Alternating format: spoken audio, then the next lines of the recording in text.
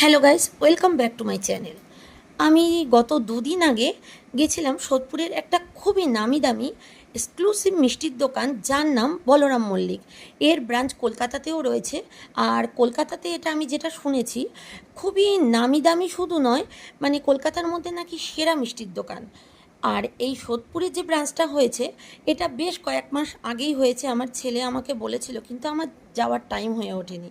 এই দুদিন আগে একটা যে কোনো ব্যাপারে আমি সেখানে গেছিলাম, আর গিয়ে সেখানে মিষ্টিগুলো দেখে সত্যি লোভনীয় আর লোভ লাগার মতন। কিন্তু মিষ্টিগুলো যেমন স্বাদে তেমন আহ্লাদে। আহ্লাদে বলার কারণ হলো অত্যন্ত দামি, আর যেমন দাম তেমন তার কাম। এবার তার মধ্যে থেকে বাছাই করা কিছু মিষ্টি দোকানের কর্মচারীরাই আমাকে দিল।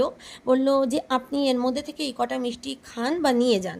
এবার তার মধ্যে থেকে আমার ছেলে মেয়ে আমি কয়েকটা খেলাম, এবং বাছাই করে কিছু মিষ্টি আমি আমার বাড়ির সকলের জন্য আনলাম। আমি যে এখানে যেটা টেস্ট করছিলাম, এটা দোকান থেকেই আমাকে টেস্টিংয়ের জন্য দেওয়া হয়েছিল। আগেই বলে দিই, আমি কিন্তু কোনো ফুড ব্লগার নই, তবে আমি কিছু কিছু দোকান কভার আপ করেছি মিষ্টি খাওয়ার দাওয়ার সব মিলিয়ে। এবার সেটা আমার মনে ইচ্ছে হয়েছে তাই জন্য, কিন্তু ফুড ব্লগার হিসাবে তা নয়। আর এই মিষ্টির দোকানেও আমি গিয়ে যখন ভিডিও করার কথা বললাম, তারা নিজের থেকে আমাকে সমস্ত ব্যাপারে সাহায্যও করলো, এবং আমাকে ভালো তাদের দোকানের সব থেকে দামি টেস্ট করার জন্য মিষ্টিটাও আমাকে দিয়েছিল ফ্রিতে।